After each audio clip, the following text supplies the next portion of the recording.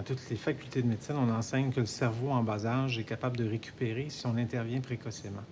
Donc, l'intervention précoce est extrêmement importante. On doit intervenir à 2 mois, 3 mois de vie, 4 mois de vie, lorsqu'on a identifié une lésion cérébrale pour permettre au cerveau de récupérer. Il a la possibilité de le faire, en grande partie, en tout cas pour toutes sortes de mécanismes de compensation. On appelle ça la plasticité cérébrale.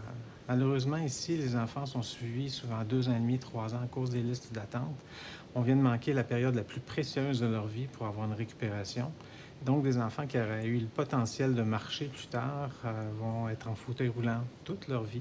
Des enfants qui auraient eu la possibilité de communiquer, d'être autonomes, d'être indépendants, vont être dépendants toute leur vie parce qu'on n'intervient pas suffisamment et surtout parce qu'on n'intervient pas à temps.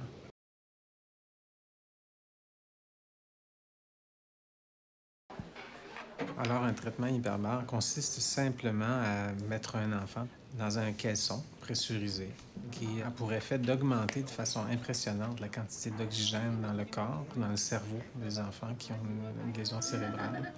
Et on pense que ça réanime des cellules cérébrales qui sont peu ou pas fonctionnelles chez certains enfants. Toutes les études qui ont été faites jusqu'à maintenant auprès d'enfants atteints de DMC ont démontré une amélioration avec hyperbare. Il n'y a aucune étude qui contredit ces effets-là.